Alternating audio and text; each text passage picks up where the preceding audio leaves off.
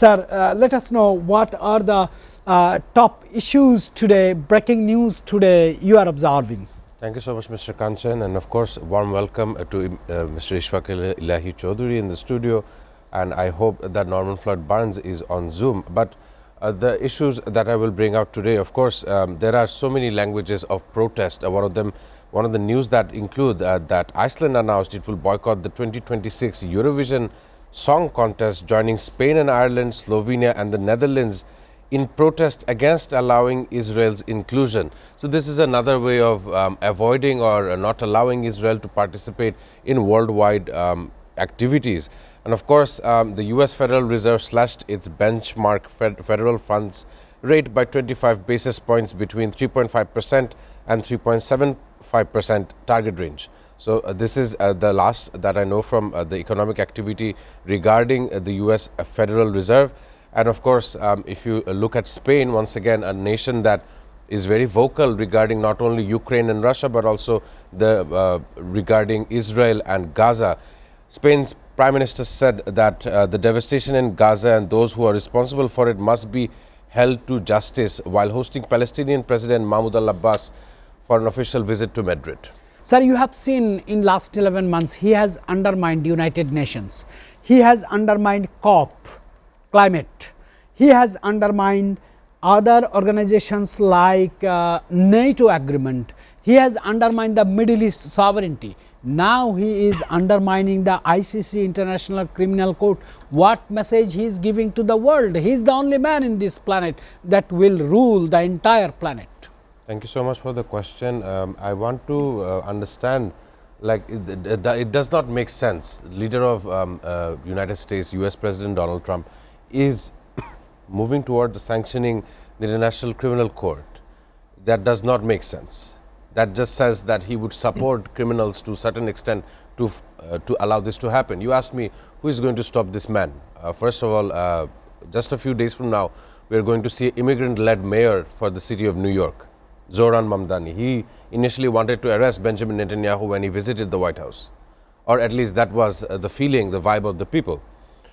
Right now, we see a move away from the US administration in general. It has a move away from the various UN sub-agencies, the UNESCO as well as the World Food Programme. And coming back to the issue of the International Criminal Court, there are instances where even in the Philippines, a leader from the Philippines was tried at this very court. So I do not see why Benjamin Netanyahu won't be tried. There are cases against him from this very establishment regarding genocidal acts that they have committed in Gaza. So once again, Donald Trump did say earlier on that he'll be helping these alleged criminal cases against Benjamin Netanyahu, but he never mentioned taking on head-to-head the International Criminal Court. So once again, this is a very weird time in geopolitics. This is, as you said, very unprecedented. It is very so. And we understand that the FIFA World Cup is supposed to be happening next year, but I don't think it's going to be received well because of the decisions and decision making of such a leader like Donald J. Trump. Question is very relevant with the yesterday's top breaking news. What arguments support the decision to ban children under 16 from social media as recently implemented in Australia? And Australian Prime Minister Albanese has delivered his speech and he put the logics in the parliament. Well, thank you, Mr. Kanchan, for passing me this question. Of course, thanking our viewers who are actively taking part in this conversation and allowing us to analyze all their questions. Well, first off, the Prime Minister for Australia, Anthony Albanese, thinks that banning social media, which include TikTok, Facebook, X, and all of the other social media handles for those under the age of 16, is a safeguard for their nation. I want to re-emphasize the fact that there is chance of exploitation of minors in this case, into cyberbullying to some extent, the communication. Of course, to some implication, I will also disagree. See, when these minors of 16 years of age, when they are going to come to voting age, which is of course after 18, the age of 18, they are going to have some kind of resentment towards the administration that had put this ban in the first place. with the world that are going on, we understand that it's Australia, a first world nation, that has taken such a drastic step. And when we look at the generation that has gone down, I am a millennial, and those who belong to the Gen Z and afterwards, they're very dependent on the fact that they must have a screen in front of them at most times. Children of this age do not actively seek a library where they will read a book, they will waste their time, and they will understand how the old ways were pertained to. Certainly so in my era, there was no chat GPT. We had to go research through books, through scholarly articles, the old method. But as the new generation progresses, they are of course looking forward to more convenience. So once again, this Australian government ban on the regarding social media does have some kind of importance. It is a safeguard for the minors of their country, and of course it will stop the most cyberbullying and exploitation of children to a certain degree. It would be the first Bangladesh's first major procurement of Western built frontline fighters and marks a clear diversification from the Bangladesh Air Force's traditional supplies. My question is very flat, sir, to understand that do you really believe Bangladesh should prepare its Air Force with world-class standard? Thank you so much for the question. And of course, in order for a country to thrive, it must have its national military infrastructure built to that level where it is world-class standard.